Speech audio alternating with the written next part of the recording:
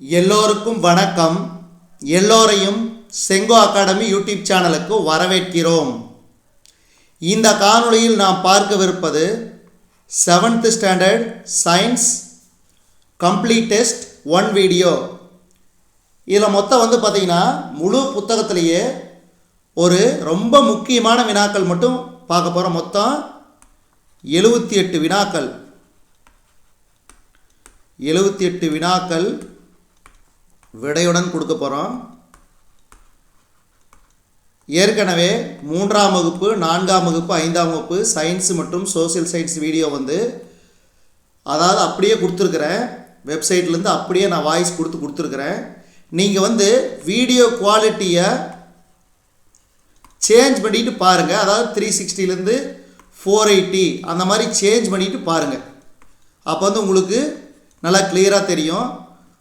உங்களோட இது பார்த்தீங்கன்னா நீங்கள் 240 இந்த மாதிரி வச்சிங்கன்னா கிளியராக தெரியலனா அதுக்கு நான் ஒன்றும் பண்ண முடியாது. நீங்கள் கிளாரிட்டி அதாவது வீடியோ குவாலிட்டியை சேஞ்ச் பண்ணுங்கள், அவ்வளோதான். அது பார்த்தீங்கன்னா நான் ஒன்றொன்னா ப்ரிப்பேர் பண்ணிகிட்டு இருந்தால் உங்களுக்கு எல்லா வீடியோவும் சீக்கிரம் கொடுக்க முடியாதுன்னு சொல்லி தான் 3வது 4வது 5வது தமிழ் மட்டும் ப்ரிப்பேர் பண்ணேன். சயின்ஸு சோசியல் சயின்ஸும் உங்களுக்கு சீக்கிரமாக கொடுத்துட்டேன். இப்போ அதே மாதிரி 6th ஸ்டாண்டர்டில் தமிழ் ஏற்கனவே அதாவது மொத்தம் 12-13 காணொளி தமிழ் இருக்குது. அது பூராமே 6ஆம் வகுப்பு தமிழ் தான். அதே மாதிரி 6ஆம் வகுப்பு சோசியல் சயின்ஸு 7ஆம் வகுப்பு சோசியல் சயின்ஸ் கொடுத்துட்டேன். இப்போ 7ஆம் வகுப்பு சயின்ஸு அதே மாதிரி 6ஆம் வகுப்பு சயின்ஸும் 3 பார்ட்டாக நம்ம கொடுத்துருக்குறோம். இன்னும் என்ன பாக்கி இருக்குதுன்னா 7ஆம் வகுப்பு தமிழ் கொஞ்சம், 8ஆம் வகுப்பு தமிழ் கொஞ்சம், அதே மாதிரி 8ஆம் வகுப்பு சயின்ஸு சோசியல் சயின்ஸ் அதுவும் முடிஞ்ச அளவுக்கு நான் கொடுத்துறேன். இன்றைக்கி ஃபுல்லாக இருக்குது. அதனால் தொடர்ந்து நம்ம செங்கோ அகாடமி யூடியூப் சேனலுக்கு சப்போர்ட் பண்ணுங்கள். இப்போ நேரடியாக காணொளிக்குள்ளே போயிடலாம். முதல் கேள்வி, அடர்த்தியின் எஸ்ஐ அலகு கிலோகிராம் பெர் மீட்டர் கியூப். கொஞ்சம் குயிக்காகவே பார்த்துருவோம். ஒளியாண்டு என்பது எதன் அலகு? தொலைவு. அடுத்து, கீழ்கண்டவற்றுள் உலோகம் எது? இரும்பு. இரும்பு. அறை வெப்பநிலையில் திரவமாக உள்ள உலோகம் பாதரசம். இந்த கேள்வி அடிக்கடி ரிப்பீட்டடாக ஒவ்வொரு வருடமும் இந்த கேள்வி ரிப்பீட்டடாக வந்துட்டு இருக்குது, ஞாபகம் வச்சுக்கோங்க. அடுத்து, எப்பொழுதுமே பளபளப்பான வளையக்கூடிய ஒளிரும் தன்மையுள்ள தனிமம்.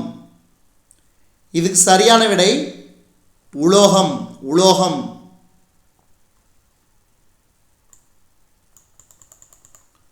வளிமண்டலத்தில் அதிக அளவு காணப்படும் வாயு நைட்ரஜன், கிட்டத்தட்ட 78%.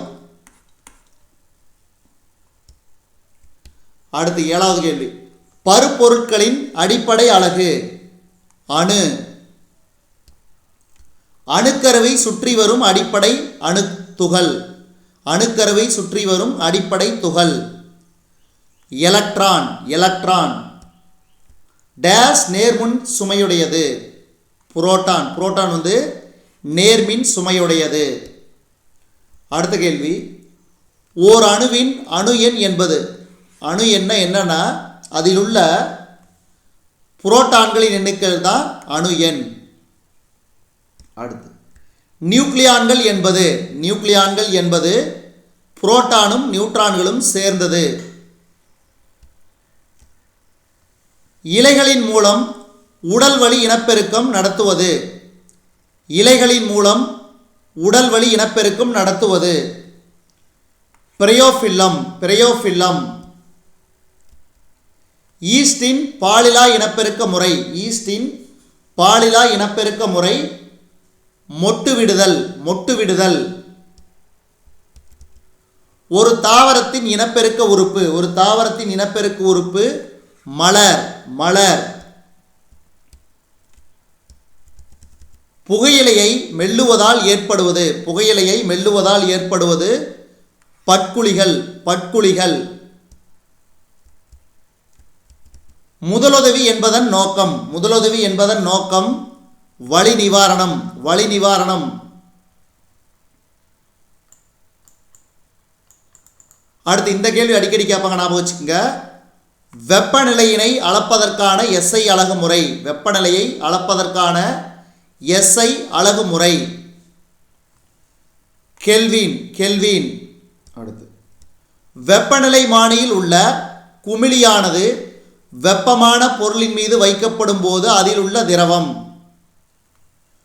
விரிவடைகிறது விரிவடைகிறது. மனிதனின் சராசரி உடல் வெப்பநிலை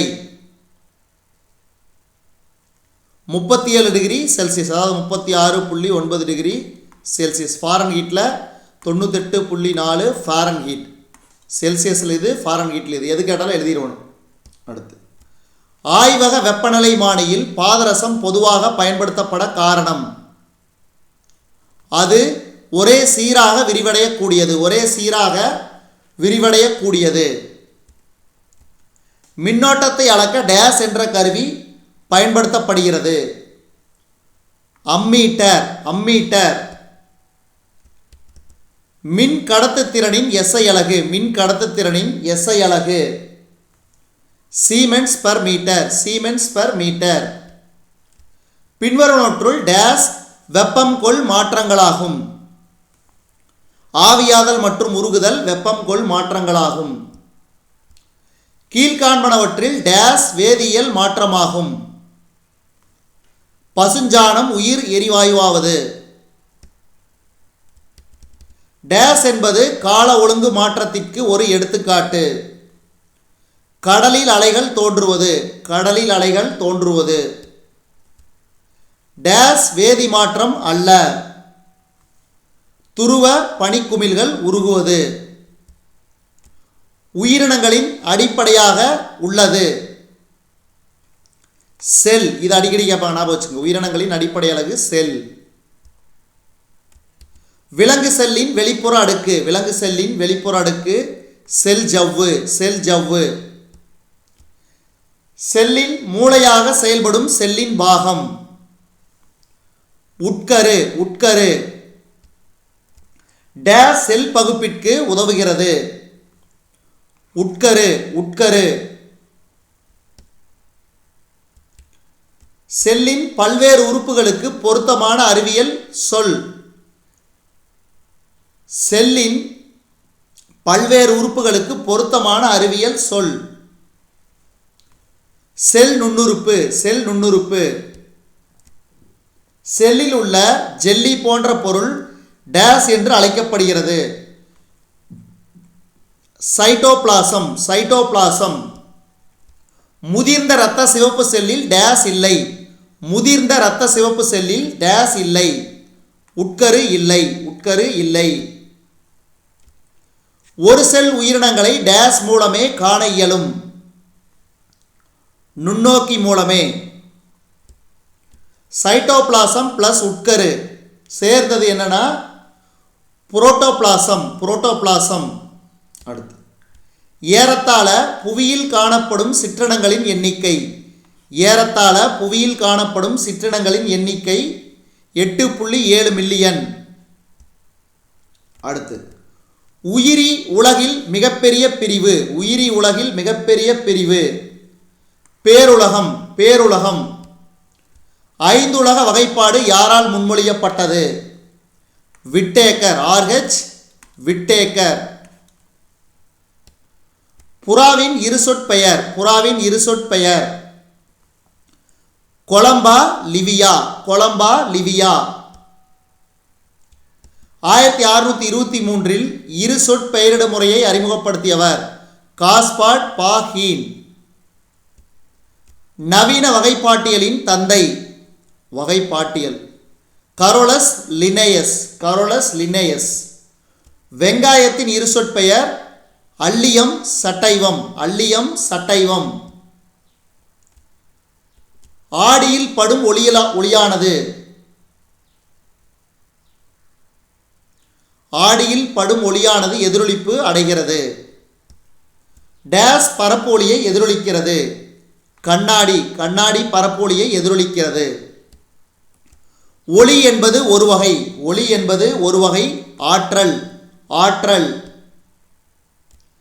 பின்வருவனவற்றில் எது பகுதி ஒளி ஊடுருவும் பொருள்? பின்வருவனவற்றில் எது பகுதி ஒளி ஊடுருவும் பொருள்? மேகம் மேகம். கீழ்காணும் எப்பொருள் ஒளியை நன்கு எதிரொலிக்கும்? சமதள ஆடி. சமதள ஆடி. ஊசித்துளை கேமராவில் தோன்றும் பிம்பம் தலைகீழானது. ஏனெனில் ஒளியானது நேர்கோட்டில் செல்லும். ஒளியானது நேர்கோட்டில் செல்லும். நிலவானது பூமியை ஒரு சுற்று சுற்றி வர 27 நாட்கள் எடுத்துக்கொள்ளும். டேஸ் தொலைநோக்கியை கண்டறிந்தார். ஹான் லிப்பர்சே. லிப்பர்சே. அநேக இளம் நட்சத்திரங்களை கொண்ட விண்மீன் திரளுக்கு. அநேக இளம் நட்சத்திரங்களை கொண்ட விண்மீன் திரளுக்கு சுருள் விண்மீன் திரள் என்று பெயர். டேஸ் துணைக்கோளை நிறுவியவுடன் இஸ்ரோ 4 டன் எடையுடைய துணைக்கோள்களை ஏவும் திறன் பெறுகிறது.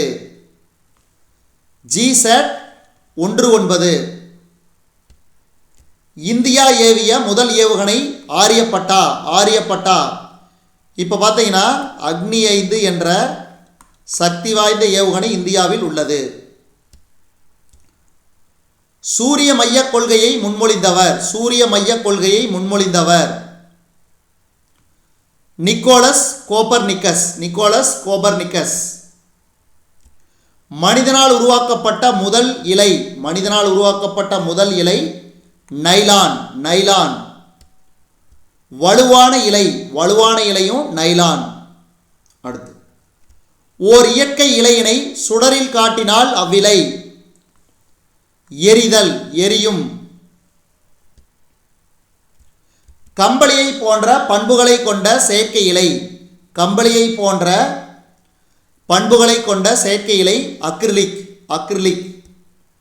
நெகிழியின் சிறந்த பயன்பாடு என்பது. நெகிழியின் சிறந்த பயன்பாடு என்பது இரத்தப்பைகள் என்ற பயன்பாட்டில் அறியலாம். டேஸ் என்பது மட்கும் தன்மையற்ற ஒரு பொருள். நெகிழி புட்டி. நெகிழி புட்டி. PET என்பது டேஸின் சுருக்கெழுத்து. PET என்பது பாலிஎத்திலீன் டெரித்தாலேட். நிமோனியா மற்றும் மூச்சுக்குழாய் அலர்ஜி சிகிச்சையில் பயனுள்ள ஒரு மருந்து பென்சிலின். பென்சிலின். ஆஸ்பிரின் ஒரு. ஆஸ்பிரின் ஒரு ஆன்டிபைரடிக். ஆன்டிபைரடிக். டேஸ் என்பது வயிற்று அமிலத்தை நடுநிலையாக்குகிறது. அமில நீக்கி. அமில நீக்கி. ஒரு பொருள் தீப்பிடிக்க தேவையான மிக குறைந்த வெப்பநிலை அதன் எரி வெப்பநிலை என அழைக்கப்படுகிறது. எரி வெப்பநிலை என அழைக்கப்படுகிறது. மெழுகுவத்தியின் சுடரில் வெப்பமான பகுதி. மெழுகுவத்தியின் சுடரில் வெப்பமான பகுதி நீலம். நீலம். பென்சிலின் முதலில் கண்டுபிடித்தவர். பென்சிலின் முதலில் கண்டுபிடித்தவர் அலெக்சாண்டர் பிளமிங். Alexander Fleming. உலக ORS தினம் ஜூலை 29. இப்போ உங்களுக்கு என்ன கேள்வினா ORS கரைசல்னா என்ன? இதை கீழே கமெண்ட் பாக்ஸில் மறக்காமல் கமெண்ட் பண்ணுங்கள். ஏன்னா நம்மளுக்கு வயிற்று பிரச்சனை அதிகமாக இருந்துச்சுன்னா இந்த ORS கரைசலை என்ன சொல்கிறது ஹாஸ்பிட்டலில் கொடுப்பாங்க. இதை ஞாபகம் வச்சுங்க. ORS கரைசல்னா என்னன்னு கீழே கமெண்ட் பண்ணுங்க. அடுத்து டேஸ் தினசரி கால்நடைகளிலிருந்து நமக்கு கிடைக்கும் முக்கியமான பொருளாகும். பால். பால். முட்டையில் டேஸ் அதிகம் உள்ளது. முட்டையில் புரதம் அதிகம் உள்ளது. வெள்ளாடு மற்றும் செம்மறி ஆடுகளின் எந்த பாகம் டேஸ் ஆடைகள் தயாரிக்க உதவுகிறது? இதுக்கு சரியான விடை உரோமம். உரோமம். பட்டுப்பூச்சிகளை வளர்ப்பதும் பட்டு இலைகளை உருவாக்குவதும் இவ்வாறு அழைக்கப்படுகிறது செரிகல்ச்சர். இது ரொம்ப ரொம்ப முக்கியம். அடிக்கடி கேட்பாங்க. பட்டுப்பூச்சி வளர்ப்புக்கு பேர் செரிகல்ச்சர். பிரித்தெடுப்பவரின் நோய் என்று அழைக்கப்படுவது. பிரித்தெடுப்பவரின் நோய் என்று அழைக்கப்படுவது ஆந்த்ராக்ஸ். ஆந்த்ராக்ஸ். புரதம் மற்றும் கால்சியம் பாலில் அதிகம் உள்ளது. புரதம் மற்றும் கால்சியம் பாலில் அதிகம் உள்ளது. தேன்கூட்டிலிருந்து தேன் எடுக்கப்படுகிறது. தேன்கூட்டிலிருந்து தேன் எடுக்கப்படுகிறது. ஆந்த்ராக்ஸ் நோயை உண்டாக்குவது. ஆந்த்ராக்ஸ் நோயை உண்டாக்குவது பேசிலஸ் ஆந்த்ராக்ஸ். Bacillus anthrax.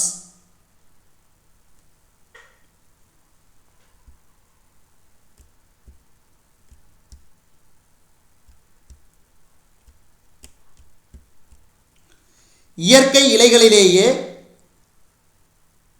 வலிமையான இலை பட்டு.